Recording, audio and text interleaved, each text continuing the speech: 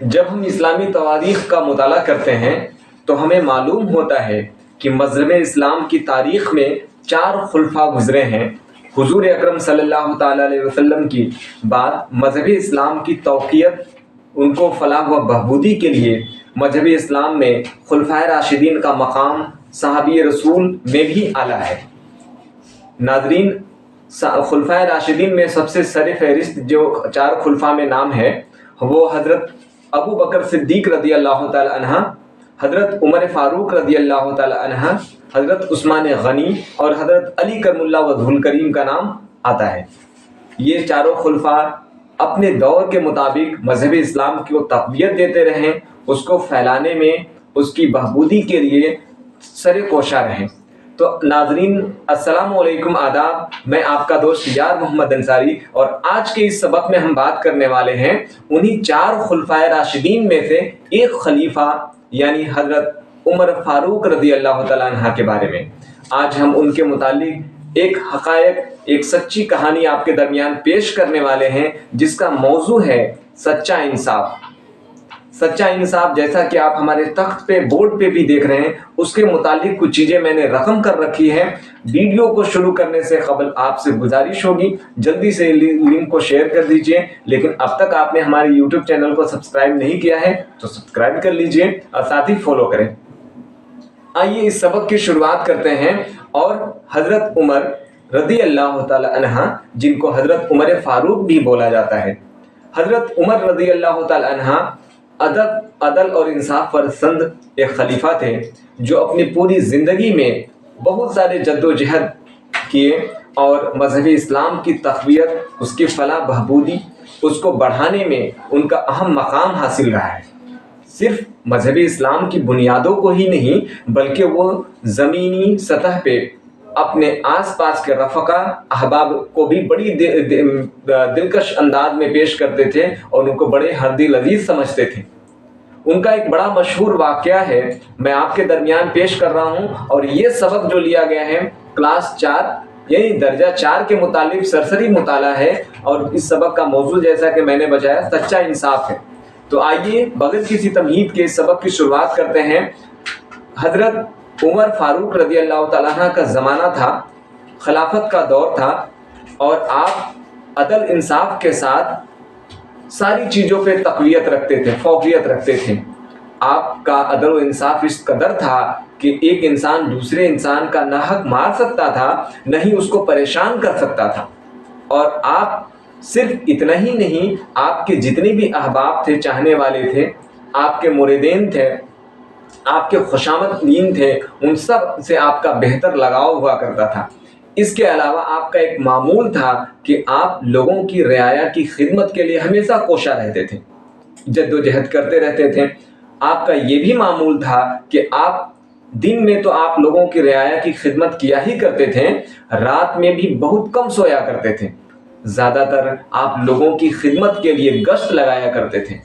جب آپ ایک بار گشت لگا رہے تھے تو آپ کے قریب بستی سے آپ کا گزر ہوتا ہے، جس کے علاقے میں کچھ بچوں کی آوازیں سننے میں آپ کو سنائی دیتی ہے۔ جب آپ جھوپڑی کے قریب پہنچتے ہیں تو وہاں پہ آپ نے دیکھا کہ کچھ بچے بلکھ رہے ہیں، رو رہے ہیں۔ جھوپڑی کے قریب پہنچنے کے بعد دروازے پہ آپ نے دستک دی، اندر دیکھا تو وہاں پہ کچھ بچے چولہے کے قریب میں بیٹھ کے رو رہے ہیں۔ آپ نے اجازت لے کے اندر داخل ہوئے۔ داخل ہونے کے بعد ایک خاتون، ایک عورت جس کے قریب میں کچھ بچے تھے، نادان چھوٹے بچے تھے، کم عمری کے حالت میں رو رہے تھے، بلکھ رہے تھے۔ آپ نے ان کا سبب جانا، پوچھا کہ آخر ماجرا کیا ہے، معاملہ کیا ہے، کیا ایسی پریشانی ہے کہ اس خاتون آپ کے پاس میں بیٹھے ہوئے بچے بلکھ رہے ہیں، رو رہے ہیں؟ تو خاتون نے بتایا کہ یہ کھانا، ان کو بھوک لگی ہے اور کھانے کی طلب ہے۔ جب آپ آگ پر چڑھی ہوئی ہانڈی کی نظر آپ کی نظر گئی تو آپ نے بارہا ارشاد فرمایا اس ہانڈی میں کیا ہے؟ خاتون نے بتایا کہ اس ہانڈی میں کچھ نہیں ہے، گرم پانی کے ساتھ میں کچھ کنکریاں ہیں، اور میں کافی دیر سے اس کو گرم کر رہی ہوں تاکہ بچوں کو یہ معلوم ہو جائے کہ کچھ اس ہانڈی میں پکے گا اور ہمیں وہ حاصل ہوگا، کھائیں گے اور پھر سوئیں گے۔ لیکن تب تک یہ بچے روتے بلہتے ہوئے کسی طرح نیند کی آغوش میں چلے جائیں گے۔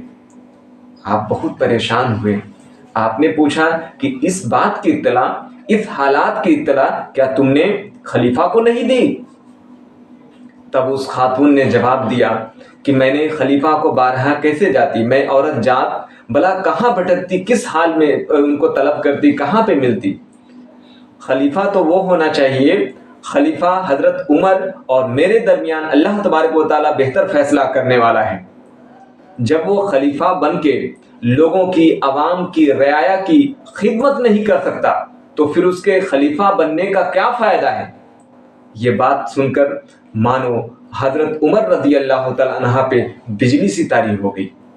آپ حیران ہوئے، پریشان ہوئے. اسی جھنجھلاہٹ اور کیفیت کے مادے میں آپ فوری طور پہ اس خاتون کے پاس سے نکلتے ہیں اور اب بیت المال کی طرف پہنچ جاتے ہیں.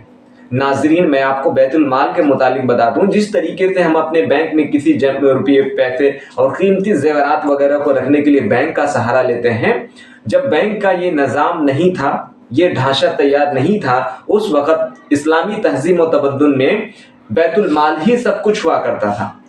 اپنے محلے، بستی، علاقے میں ایک معزز اور مومن شخص کی تلاش کی جاتی تھی جو بڑا ہی نہایت پرہیزگار اور متقی ہوا کرتا تھا. اس کے پاس اپنے قیمتی اشیاء، سامان رکھ دیا جاتا تھا، جمع کر دیا جاتا تھا، اور وہ تمام چیزوں کو حفاظت کے طور پہ رکھتا اور امانت کے طور پہ جب واپس کیا جاتا تو اس کے کچھ حصے کو اس شخص کی جانب سے دے دیا جاتا تھا بیت المال میں. اس کے ذریعے سے لوگوں کی، عوام کی، غریب غربا کی مدد کی جاتی تھی.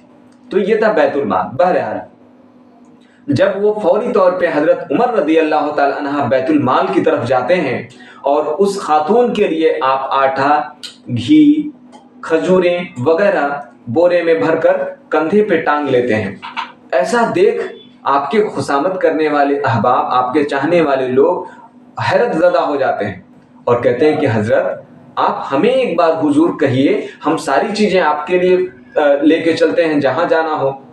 تو آپ نے کہا، آپ حضرت عمر رضی اللہ تعالیٰ عنہ ارشاد فرماتے ہیں لوگوں کو کہ اے میرے پیاروں، آپ یہ بتائیے کہ بروز محشر جب نفسا نفسی کا عالم ہوگا، اللہ تبارک و تعالیٰ پیغمبران اسلام کے علاوہ سے سوال تو کر ہی لیا ہوگا، اس کے بعد جب دنیا کے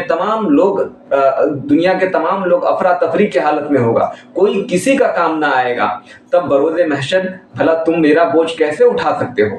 جب اس قیامت کے دن تم میرا بوجھ نہیں اٹھا سکتے تو آج میں اپنا بوجھ تم سے کیوں اٹھواؤں؟ بہرحال وہ کندھوں پہ لے کے، پیٹھ کے پہ سارا سامان لینے کے بعد پھر اس بڑھیا عورت خاتون کے پاس جاتے ہیں. وہاں پہ مال و زر جو بھی سامان تھا، کھانے کے اشیاء تھی، سامان سب دے دیتے ہیں. وہ خاتون بہت خوش ہوتی ہے. خوش ہونے کے بعد وہ بولتی ہے کہ اگر خلیفہ ہو تو تمہارے طرح، نہ کہ عمر کے جیسا. یہ بات سن کر آپ بڑا غمزدہ ہو جاتے ہیں، پریشان ہو جاتے ہیں، اور آپ اس خاتون کو مخاطب کرتے ہوئے، بتاتے ہوئے اطلاع دیتے ہیں کہ خاتون، میں گزارش، معذرت چاہتا ہوں، معافی طلب کرتا ہوں، وہ شخص کوئی اور نہیں بلکہ میں خود حضرت عمر ہوں. حضرت عمر کا یہ زندگی کا پیمانہ تھا. آپ سمجھ سکتے ہیں ایسے بہت سارے مراحل پیش ہوئے ہیں، بہت سارے واقعات رقم کیے گئے ہیں. اگر اس واقعات کو بیان کرنا جائے تو بہت مشکل ہوگا. بہرحال ایک چھوٹی سی ویڈیوز کے مطابق میں آپ کا سبق آپ کے درمیان پیش کرتا ہوں. تو یہ زبانی طور پہ حضرت عمر رضی اللہ تعالیٰ عنہ کی زندگی کے واقعات تھے. کس طریقے سے وہ لوگوں سے پیار کرتے تھے، اتنے بڑے عہدے پہ ہونے کے باوجود بھی لوگوں کی خدمت گزاری میں اپنا وقت ضائع کیا کرتے تھے. لوگوں کی خدمت کے لیے ہی رات میں کم سوتے تھے اور ہمیشہ گشت لگایا کرتے تھے. تو ہمیں بھی اس طریقے کی اپنی زندگی میں کچھ تبدیلیاں کرنی چاہیے. ٹھیک ہے، جہاں تک ممکن ہو سکے ان تمام چیزوں کو اپنی زندگی کے معمول میں مرتب کرنا چاہیے، شامل کرنا چاہیے، ڈھالنا چاہیے. ناظرین، اس کہانی کو سمجھنے کے لیے، حالانکہ یہ پوری کہانی نہیں ہے، لیکن کچھ ایسے معاملات ہو، کچھ ایسے مضمون ہوتے ہیں، لائن ہوتے ہیں جس کو سمجھ لینے کے بعد کہانی پوری طریقے سے معلوم ہو جائے گی. کلاس 4 سبق سرسری مطالعہ کے اندر سچا انصاف. یہ حضرت عمر رضی اللہ تعالی عنہ مسلمانوں کے خلیفہ تھے. آپ اپنے فرض سے خوب واقف تھے. یہ ایک ہے. اس کے متعلق یہ ہو گیا کہ حضرت عمر رضی اللہ تعالیٰ عنہ اپنے فرض کے متعلق بخوبی واقف تھے اور وہ اپنے فرض کو بہتر انجام دیا کرتے تھے. اس کو آپ لکھ سکتے ہیں. آپ اپنے فرض کو انجام دینے کے لیے دن رات ایک کر دیتے تھے. رات میں بھی آپ گشت لگایا کرتے تھے، جیسا کہ اس مضمون میں بھی ہے، کہانی میں بھی دیا گیا ہے. قریب میں ایک جھونپڑی پر نظر پڑی جہاں سے بچوں کے رونے کی آوازیں آ رہی تھیں. دریافت کرنے پر معلوم ہوا کہ گھر میں کھانے کو کچھ بھی نہیں ہے اور ماں بچوں کو نیند کی آغوش میں لینے کے لیے ہانڈی میں گرم پانی اور کنکریاں ڈال رکھی ہے. یہ ماجرا دیکھ آپ نے خاتون سے پوچھا، بولے کہ بی بی کیا تم نے اس حالات کی، اس معاملے کی اطلاع خبر کیا حضرت عمر یعنی خلیفہ کو نہیں دی؟ عورت کا جواب، میرے اور عمر کے درمیان خدا بہتر فیصلہ کرنے والا ہے. میں عورت ذات کہاں بھٹکوں؟ اگر وہ اپنا فرض مکمل یعنی ادا نہیں کر سکتا ہے تو اسے خلیفہ بننے کا کوئی حق نہیں ہے. آخر میں خاتون خوش ہو کر بولی، خلیفہ بننے کے لائق تو تم ہی ہو، نہ کہ عمر. تو اس طریقے سے آج کا سبق ہمارا مختصر سا تھا حضرت عمر رضی اللہ تعالی عنہ کے متعلق. آج کا سبق یہیں پہ اختتام ہوتا ہے، کمپلیٹ ہوتا ہے اس شعر کے ساتھ کہ خالی ہے تیرا دل ادب و شرم و حیا سے، خالی ہے تیرا دل ادب و شرم و حیا سے، نادان تجھے کیوں بغض ہے ارباب وفا سے. اے دشمن فاروق تجھے اتنی بھی خبر ہے، اے دشمن فاروق تجھے اتنی بھی خبر ہے، فاروق کو مانا ہے محمد نے خدا سے، فاروق کو مانگا ہے محمد نے خدا سے. السلام علیکم، آداب. ایسے ہی آپ پیار دیتے رہیے اور ویڈیو کو شیئر کریے گا. بہت بہت شکریہ.